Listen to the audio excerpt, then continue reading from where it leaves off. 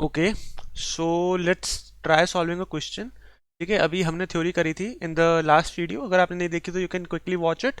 ठीक है, and now will be use seeing a question which has an application of the concept taught in the last video. ठीक है, अब हम इसको बहुत ब्यूटीफुली अप्लाई करेंगे and we'll see how things go out. ठीक है, okay, just give me a second. Okay, कुछ हो रहा है क्या?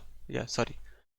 तो इस सवाल को आप एक बार पढ़ लीजिए and try to solve it using the formula given in the last video. I recommend आप उसी को यूज करें। ठीक है, एंड इसमें we'll be solving it using two approaches.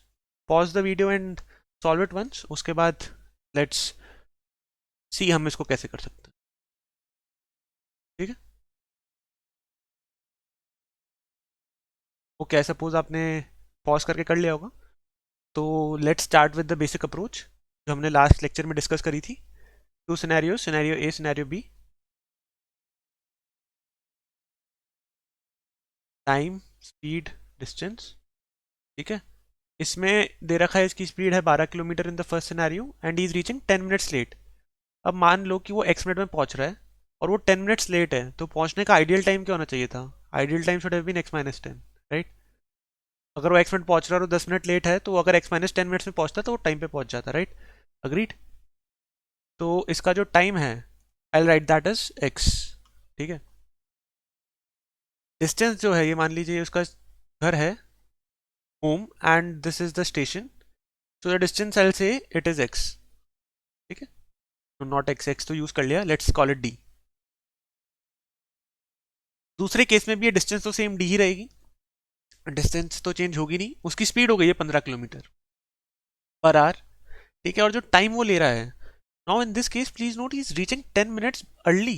जितना पहुंचना था उससे भी 10 मिनट अर्ली पहुंच रहा है, यानी कि x-10 पे अगर ट्रेन डिपार्ट हो रही है तो he is reaching 10 minutes before this, तो he is reaching there in x-20 minutes. तो टाइम इज x-20। ठीक है, and now write the equation, basic equation जो हमने लिखवाई थी, s1/s2 is equal to d1/d2 t2/t1। This was the master equation. ये कौन सा केस हो गया? ये केस हो गया जिसमें डिस्टेंस आपकी कांस्टेंट है। जैसे आपकी डिस्टेंस कांस्टेंट है, ये हो गया आपका 1, d1/d2 टेंड्स टू 1, तो आपके पास आ गया s1/s2 which is 12/15 is equal to x-20 upon x। ठीक है, and if you solve this you'll get 12x is equal to 15x minus 300, so you'll get 3x is equal to 300, so you'll get x equal to 100. This is x in minutes. ठीक है, ये minutes में है, so if I have to convert it in hours it will be 1 hour plus 2/3 of an hour, अब 60 minute का 1 घंटा और बचे 40 मिनट का 2/3 of an hour, so it will be equivalent to 5/3 hours.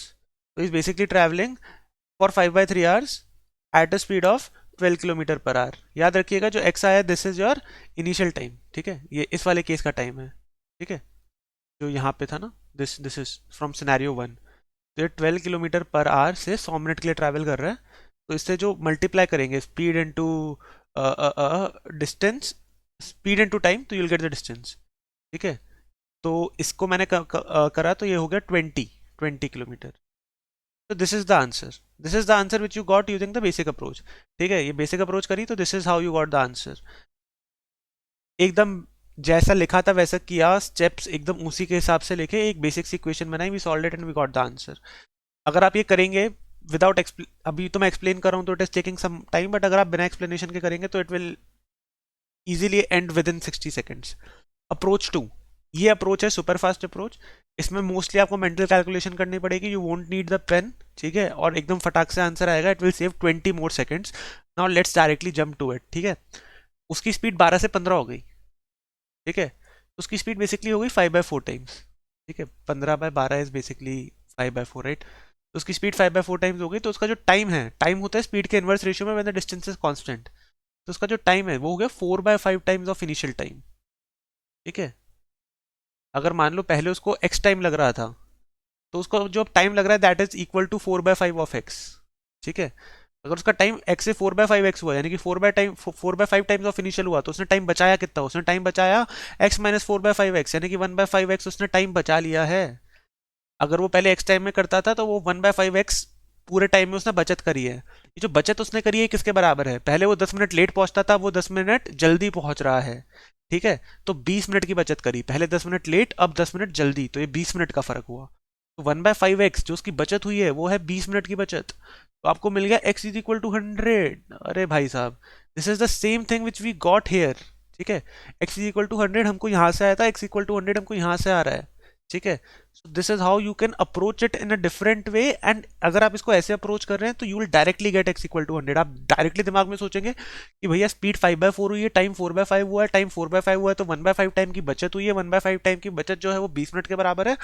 तो मेरे को जो मिला है टोटल, जो टाइम मेरा इनिशियल था, अगर उसका 1/5 20 मिनट के बराबर है तो टोटल टाइम तो 100 मिनट हो गया।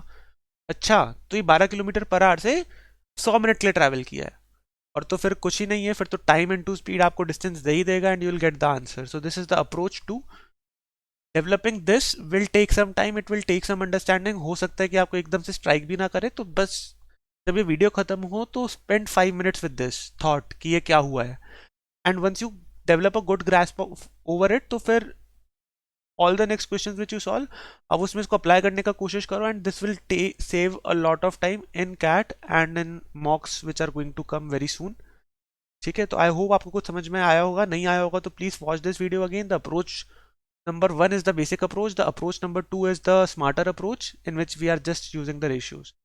कर हम दोनों में सेम चीज रहे, बट आई बिलीव कि approach 2 will save a few more seconds. Thank you for watching.